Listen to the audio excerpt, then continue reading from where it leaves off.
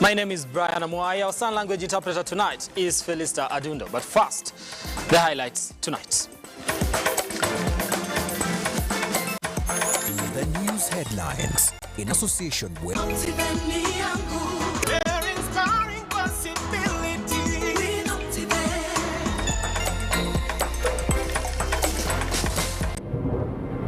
Tonight on Look Up Weekend. There are classes that have been damaged, there are dormitories that have been damaged, but no life lost and no casualties so far. That's the good part of it. Just 2 days after schools reopen across the country, fire raises down Kisumu Boys High School dormitories. Also tonight, we are urging all the parents, teachers and any other stakeholders to ensure that before the end of second term, a good amount of work should have been done. As students resume learning after the election break, teachers are rushing against time to complete the syllabus. And kuna mtu ambaye angefurahia ati kuna mshindi. Naona wengine wanasema ati rais elect. Kama kuna wale watu wa tume ya uchaguzi ambao ni watu 7. Hatujasikia maoni yao kwa kijumla. Azimio leader Raila Odinga insists that the presidential election was a sham, reiterating that the coalition will seek legal action as he meets the clergy at his current home. Yippee! Kamata floating at 349k. Oh yes, for only 349,000 Kenyan shillings, you become a plot owner at the Great Oasis Gardens, Nanyuki. The Great Oasis Gardens, Nanyuki is located along the Nanyuki-Rumuruti Road, only 11 minutes from the Cedar Mall and right opposite Mount Kenya Wildlife Estate. This is the best place to establish the getaway home that you have always dreamt about. For every 349,000 that you deposit or pay as installment towards any of Optiven's plot of land, you get 10k cash back instantly. Jaza basi twende Nanyuki. Bigger is indeed better.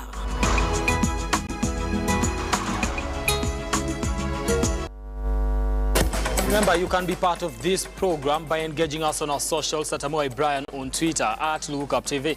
The hashtag is LookUpWeekend. Tell us where you're watching us from and what you think about the stories that we are running today. Also, we are on Facebook and on YouTube.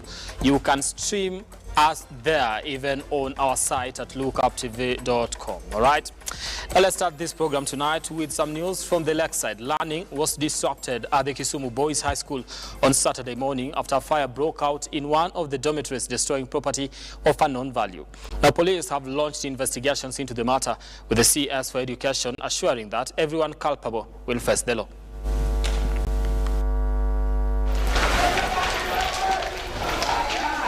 8:30 a.m. on Saturday, Kisumu Boys' morning routine was disrupted. Just a day after learning resumed across the country following the recently concluded elections. A fire that destroyed property of unknown value broke out in one of the dormitories that houses 100 students. I just want to assure parents that all the students who are in are not hurt, and the decisions, and I also want to thank the students for keeping calm, and that the public should not have anxiety. Things are okay. According to Chief Principal Duncan Owie, the fire started at around 8:30 a.m. when the boys had already taken their breakfast and gone to their various classes. I happened to be around, and I was called around 8:30 by one of the teachers in the compound who told me the fire is in the dorm section. When I moved the dorm section, I discovered that one of our dormitories was affected by the fire.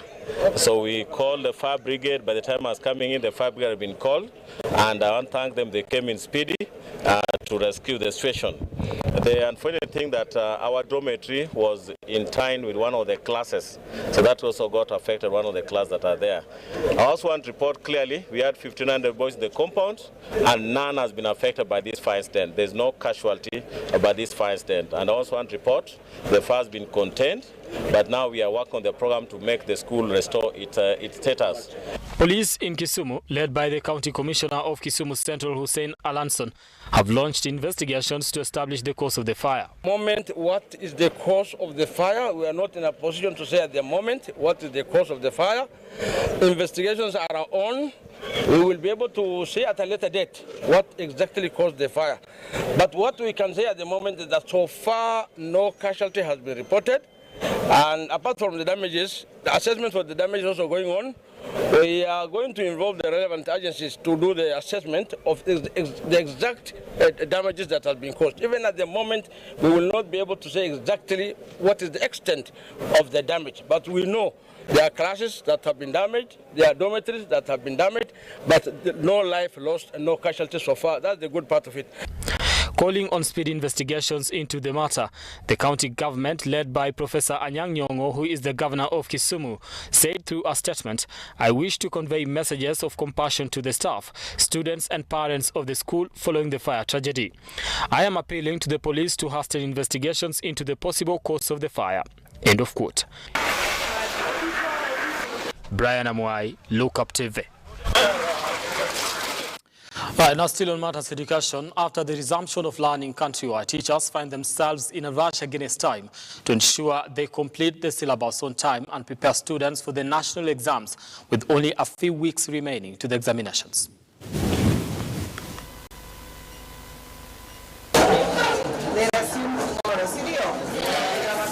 Days after schools reopened following the general elections break, the challenge now shifts to syllabus coverage, with only weeks remaining before the school year ends.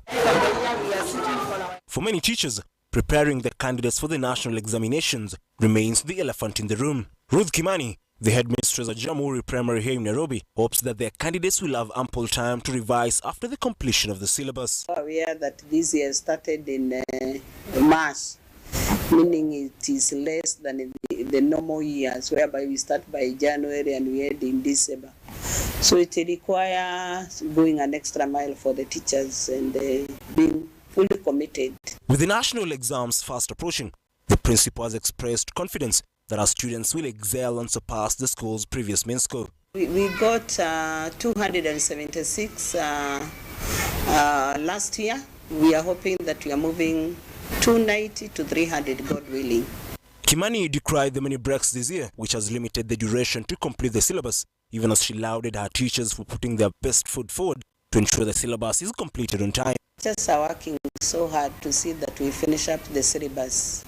We are aware that this year started in March, meaning it is less than the normal years, whereby we start by January and we end in December. So it requires going an extra mile for the teachers and being fully committed. And I am happy with the teachers that they are keen. They are taking their time with the students. There's no wasting of time. Learning starts immediately. In fact, we start by 7. For teachers, here it is their hope that the government can add at least one more week to compensate the time lost. In Seedlings Junior Academy, the headmaster decried the many breaks in between terms, hoping the exams will be favorable. To the parents who have really initiated the program and ensuring that all children have come back. Teachers have also reported back. And when it comes to candidates' preparation, we are well done. Probably 3/4 of the syllabus is well covered.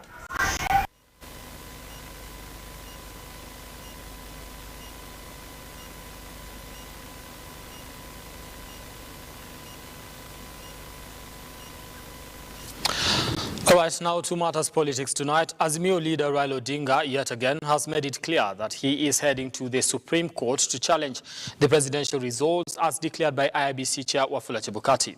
Now, while meeting clergy members who paid him a courtesy visit at his current residence, the former Prime Minister has termed the just concluded presidential elections as a total joke and a shame for the country. Odinga maintains he will prove at the Supreme Court that the IBC Commission oversaw a bungled election and that the will of the people was not captured in the final results declaration. Here was our reporter Henry Tende with that report.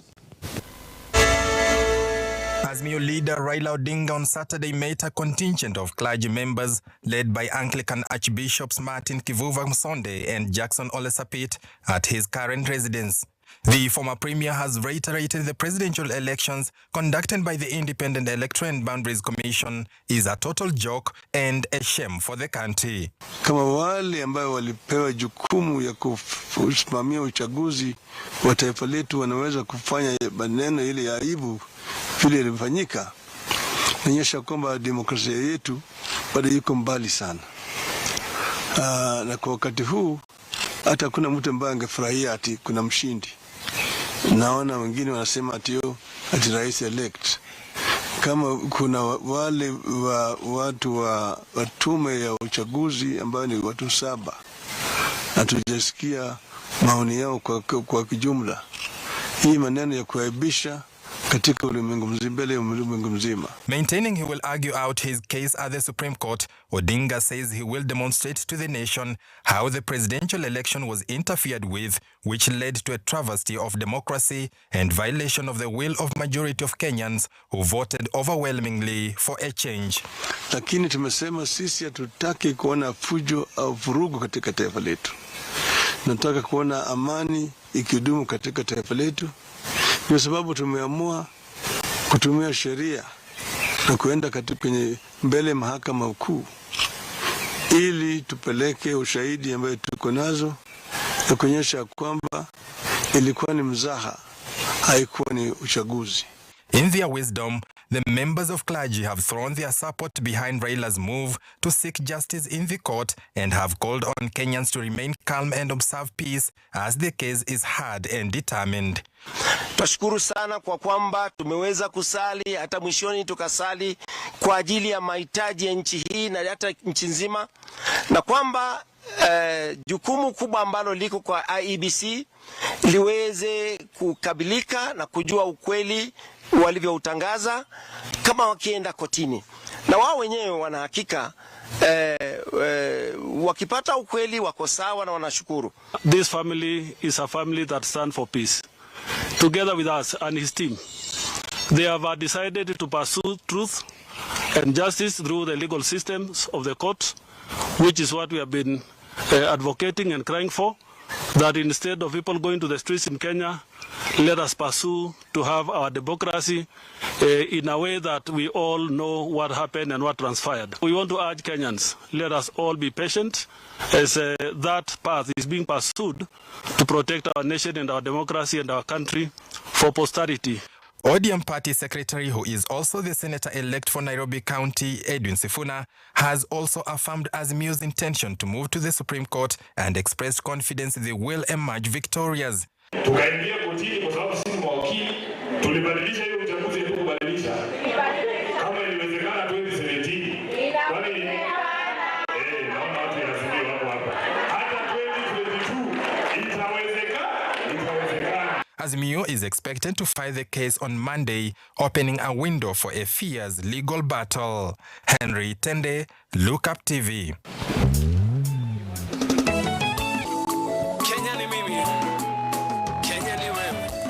All right, now thank you, Henry Tender, for that report. Moving on, a family in Bwinjeru village in Embu is demanding justice after their kin succumbed following an accident that involved a police Land Cruiser in Embu North Sub-County.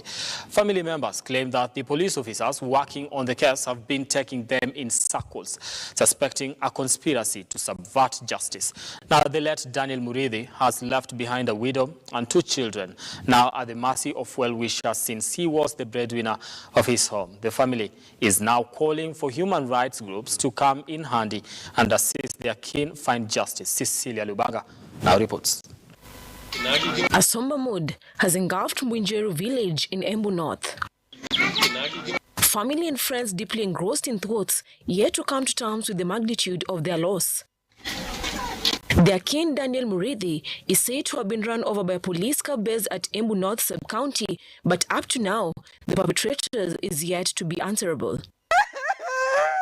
For Winket Kamau, wife to the deceased, coming to terms with the loss is a hard reality that she has to live with. Kama kuna mtu ameongwa na mbodani wa Mbwinjeru na pikipiki yake ilikuwa ya rangi ya blue. tukaambiwa tufuatilie kama ni yeye. Na tulikuwa na mtibu akaaga. According to eyewitnesses, the driver of the police Land Cruiser was overtaking at a high speed on a blind corner and hit Muridhi, who was on a motorbike, and sped off. Muridhi Njiro alikuwa anatoka njia ya Embu Town akielekea nyumbani saidi za Kianjakoma. Kwa bahati mbaya akakutana na Land Cruiser yenyewe ilikuwa inatoka pande ya Manyata ikielekea pande ya Embu, ikamgonga. Huyo driver alikuwa na hiyo Land Cruiser. Tunaomba tu aletwe hapa tumuone, hata aseme tu what was in his mind akienda kuovertake kwa kona. According to friends and family, seeking justice for Muridhi has not been a walk in the park. Tukaenda station ya Ngimare. Kufika hapo, OCS alituelekeza akatuambia hiyo ripoti imeripotiwa Embu. Yake ilikuwa jana ndio last day ambapo tulienda huko tena. Ikawa sawa kaanza kutupeleka kutoka kwa ofisi kwenda kwa ile nenda uone OCS, andikiwa na OCS naye anatulifaa kwa traffic, nenda kuandikia statement. Muridhi was a businessman who operated a tuk-tuk. He has left behind a wife and 2 children. Muridhi will be remembered as a born leader, and his absence has left a gap in the lives of many who knew him. Amekuwa kiongozi wa kikundi ya wanaume, tumekuwa tukiongoza na yeye akisimamia wanaume. Muridhi tunamjua kama kanisa na kama community, kama kijana ambaye amejitolea kufanya kazi yake na mkono yake. Embu North Deputy County Commissioner William Owino has refuted claims that there's a plan to subvert justice. The Deputy County Commissioner has, however, assured family and friends of Daniel Muridhi that justice will be served indiscriminatively. Wananchi msikuwe na shaka mkaona kama kwamba kesi hiyo limeweza kutupiliwa mbali. La asha. Kama jinsi kesi yoyote lile ya ajali likifanyika, bahati mbaya hata kama mtu ameaga ama angeumia zaidi, kuna mpangilio na kuna utaratibu ambayo uzingatiwa. Sasa hivi tunangoja ripoti, ikishatokelezea baada ya ripoti hiyo ndipo sasa hatua zinginezo zitachukuliwa. Meanwhile, plans are underway to give Muridhi a befitting send-off at his home in Embu. Cecilia Lubanga, Look Up TV.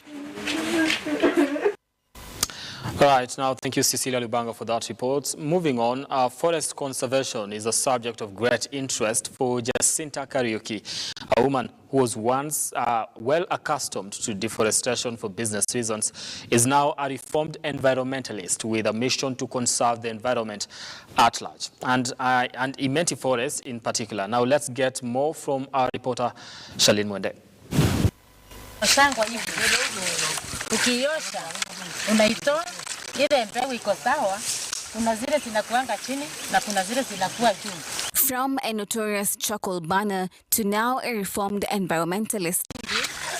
Bila kuoza na ukipanda inamea haraka. For a long time, 48-year-old Jacinta Kariuki practiced deforestation in North Imenti, Meru County for the charcoal burning business, a business she says was her livelihood until she turned over a new leaf. Kazi yangu ya mbeleni ilikuwa ni ya kuvunja kuni, na saa hii wakati tangu nianze hii maneno ya mbegu nimesaidika kiwango kikubwa. For approximately 3 years now, Jacinta has been a champion for conservation of forests and wildlife, a quest she says has not been easy but has been made more apparent to her by the help of different organizations such as Kenya Forestry Services, KFS, Kenya Forest Research Institute, KEFRI, and the International Tree Foundation, ITF. Mimi nakuwa na wakota ile threatened species hapa misituni yetu, ile miti ambayo ilipotea kisamani, miti ilikatwa. Sasa kwetu tumekuja kufunzwa na ITF, ndio maana ninawashukuru kwa kufanya sisi tujue ya kwamba umuhimu wa miti ile yetu ya kisamani. Sasa kuna miti ile ITF walitufunza kuokota hiyo miti, hatukuwa tunajua maana yake, lakini kwa sasa tunaweza kuzunguka kila pahali tukiokota hii mbegu ya threatened species. Jacinta has fallen in love with environment conservation, so much so that she is currently mobilizing people to join her in ensuring that the environment is kept in check for now and the coming years. Sasa tumepanda miti, hata ile hewa tunafuta ni sawa, Unajua miti ndio inatupeanga oxygen ya kutusaidia. Tumepata benefit ya chakula kutoka kwa hii msitu. Nimesaidika sana. Kutoka nitoke shule, nimejoin group ya Rwandeka, alafu tumelima, nimewasaidia watoto wangu kuwalipia fee na wamesoma. Na hata tunafikiri tutaendelea hivyo mpaka to make sure hii miti imeshika kwa msitu irudi pahali ilikuwa zamani. Sababu zamani hatukuwa tunakosa mvua kama saa hii. Napanda miti ya avocado, napanda makandamia, kuko na kahawa, kuko na passion. Hiyo yote napanda. Kwa hiyo nikipanda ikikuwa napata mazao, nikiuza napata pesa, na nunulia watoto wangu chakula, nalipia watoto wangu visi. And as a way of giving back to the environment and the society what she took away, Jacinta, in collaboration with other community members, now practice afforestation, reforestation and agroforestry. Ninajaribu hata kusambaza hizi mbegu Kenya yote mahali na nini kiitizwa mbegu ninasupply hii mbegu, wanaenda wanapanda ili warudishe hii miti kama ile ya zamani venye ilikuwa. Sababu saa hii kama hakuna mti, hakuna msitu, hatuna mvua, tuko na njaa, tunakufa njaa tu. Shelin Mwende, Look Up TV. All right, now moving on, the family of slain IBC official Daniel Musyoka, whose body was discovered on Monday in Kajiado, are calling on investigative agencies to speed up the probe of the mysterious murder of their king. Now, Daniel Musyoka, who was the IBC returning officer at Embakasi East, went missing on August 11th, and a few days later, his body was found by herdsmen at Kilobero Forest. Now, Erimu Wasike briefs us more on this development. A somber mood engulfs Minatoni village in Machakos County. A family congregated to mourn the death of their king, Daniel Musyoka, who was the Embakasi East returning officer during the August 9th general elections. Daniel Musyoka was reported missing on 11th August, and his lifeless body was found dumped by herdsmen at Kilobero Forest in Oloitoktok area on 15th of August. According to the family spokesman Jackson Boya, the family is calling on the government to ensure the perpetrators are brought to book as soon as possible. Kwa hivyo tungeomba sana watu wa DCI kama ndio wanafuatilia, kama kuna bodi zingine zinafuatilia kama human rights, tunaomba wafanikiwe, tuwalete kwa books, ndio watu wao wajue kumbe wakati tunamuona fulani anapewa heshima ni muuaji. Kwa hivyo tunaomba tu serikali tusaidie, tuwapate waweze kwenda jela kama ni kwenda jela, na kama kuna mtu amepokea pesa ndio azuie uchunguzi, yeye ni mmoja wao. Mwala MP Vincent Musyoka, who visited the home to condole the family, has raised an accusing finger on Inspector General Hilary Mutiambai for being silent and slow in conducting investigations towards the murder case, adding that he will take it upon himself to ensure justice is served. Na hiyo ndio tunauliza kwamba kama familia, yes, tunakubali tumempoteza, lakini hatutakubali kwamba it is enough not for justice not to be served. Na mimi kama mbunge hapa nitahakikisha kwa njia zozote zile, hata kama ni kina nani hao wako na power mingi hao ambao DCI washughuliki. This cannot be the Kenya people want. The Kenya people want is a land of equal opportunities, a land of equal justice, regardless wewe ni nani na uko na what you want, what kind of power, uko na what kind of resources. We must serve justice to all, and those in those positions to serve justice, you either serve the justice or you go. And the going, hakuna kubembelezana. We mobilize members of parliament tuhakikishe watu kama hao ambao hawataki kufuatilia justice ifanyike. Sasa wanakwenda nyumbani, tutafutie wengine. Hata ukitafuta raia hapa utapata kuna raia iko na interest ya kufanya hiyo kazi kuliko wengine ambao wako kwa ofisi sahi. Wairimu Wasike, Look Up TV. All right, now that story by Wairimu Wasike takes us to our first break here. I beg your pardon, on Look Up Weekend. We will be back with sports in just a few. Don't go too far.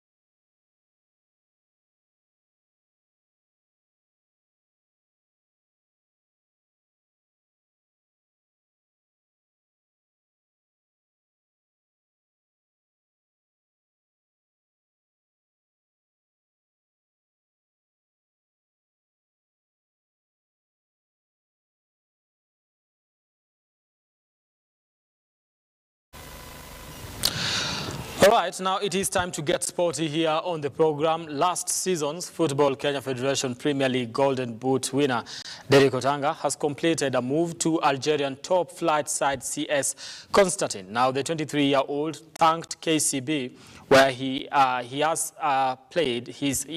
applied his trade in the past 2 seasons, saying the club has played a pivotal role in his career. Otanga hopes to replicate his goal-scoring form in the FKF Premier League with his new side in Algeria.